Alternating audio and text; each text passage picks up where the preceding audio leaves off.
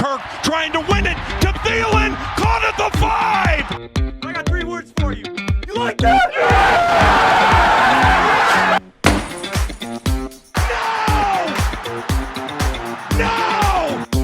What is going on, everyone? Welcome back to Skull Network. My name is Nick, and welcome to the recap between the Minnesota Vikings and the Detroit Lions, Part 2. As we know, the Minnesota Vikings were able to pull out a pretty exciting win here in the last game of the regular season, and as we know, this will be the last game we see of the Vikings for quite some time because they were not able to make the playoff. Hopping straight into things, this was one of the most entertaining games of the season. Now, yes, it didn't really mean anything in the grand scheme of things, but let's face it, all of us kind of thought it was going to be a snooze fest during the first quarter when both defenses stepped up incredibly well and didn't allow either offense to get anything going. But as we know, the game changed course really quick. The game had a multitude of lead changes and just moments that really changed the game. Some weird penalty calls, some history, and it was just a whole mumbo jumbo of just wow. I know everyone's going to want me to talk about Mr. Justin Jefferson, which I'll get to in just a minute, so stick around. I got some important stuff to talk about. For starters, it's not really much of a surprise. The defense was still an issue, as well as the special teams in this game for the Vikings. The defense gave up over 420 total yards to the Detroit Lions, as well as 35 points. They also relied on getting bailed out a couple times by the refs. Let's face it, even as Vikings fans, we can admit that Marvin Jones catch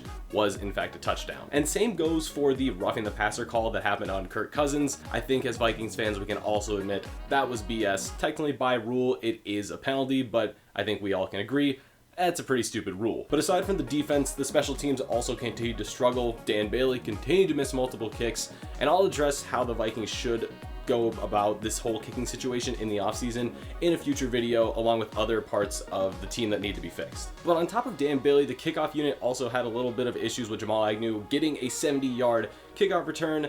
Granted, it didn't end up changing things that much in the grand scheme, but it was still a cause for concern. On the bright side, though, Harrison Smith continued to rack up his interceptions, getting one in this game, which is a bright side for the defense, and Hardy Nickerson did force a fumble on the Jamal Agnew punt return early on in the game, so there were some bright spots, but let's just face it, the special teams and defense, they did what we expected them to do. And moving over to the offense, as we all knew going into this game, Dalvin Cook was not going to be playing due to the unexpected passing of his father, and I am sure that we all can agree that Dalvin, our thoughts and prayers are with you and your family, and we hope you can come back as strong as ever next season. But luckily, Alexander Mattison was really able to step up in absence of Dalvin Cook, getting 95 rushing yards as well as a touchdown, with a few receptions to go along with that, plus this absolutely dirty move on his receiving touchdown today. And the man throwing that receiving touchdown was one of the men of the hour, and that was Kirk Cousins, who threw for over 400 yards for the 6th time in his career, 3 passing touchdowns and a rushing touchdown, sure enough, for 4 total,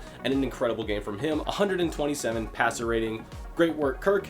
And people still want to blame you, and I just don't get it. Many people said this entire game was garbage time because it didn't matter for either team, but I beg to differ. Those are the same people that want us to lose to get a better draft pick, to get Kirk's replacement in the draft, which will not be happening. So it just seemed like as soon as Kirk started playing really well this game, that's when they got pissed because they knew we were going to win and get a worse pick. Oh no, what are we going to do? Draft another godlike wide receiver? Who knows? And speaking of that godlike wide receiver, as we all know, Justin Jefferson was able to put up enough receiving yards today in order to pass Randy Moss for the team rookie single season receiving record, and enough to pass Anquan Bolden for the NFL record in terms of receiving yards by a rookie in a single season. Justin ended up ending his season with 89 catches, I believe, with 1,400 yards on the nose and 7 receiving touchdowns. Now, he didn't have the most receiving touchdowns in the world, but I do still think that he deserves Offensive Rookie of the Year, which we'll talk about in a video coming up. But if you didn't see my highlight video of this entire season for Justin Jefferson that I posted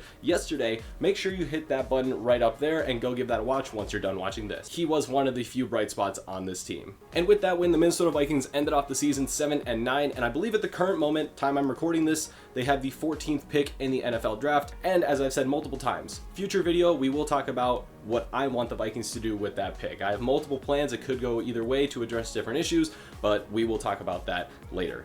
But as disappointing as the season was, there were plenty of great moments that made me very grateful for still being a Vikings fan, even though things didn't really end up the way that we wanted to. And that is going to wrap up the recap between the Minnesota Vikings and the Detroit Lions Part 2. It was a great game, very exciting, and, you know, had a lot of historical implication. If you guys enjoyed this video, make sure you hit the like button. And if you got anything to say about this game or this season, leave your thoughts in the comment section down below. I'll talk to you guys all about it as much as you want. And if you guys are new to the channel, make sure you hit the button down below to subscribe. It helps out so much. If you guys want to share this video as well, make sure you hit that share button. Any platform, any person you want. The crack dealer on the corner, you guys already know is your best option. My name is Nick, and this has been the Minnesota Vikings in 2020. I cannot wait for the 2021 season to start back up. Hopefully we'll be able to go to some games, vlog those, but for now, I'm gonna see you guys all in the wild card round picks coming out sometime later this week. I'm still undecided. Adios.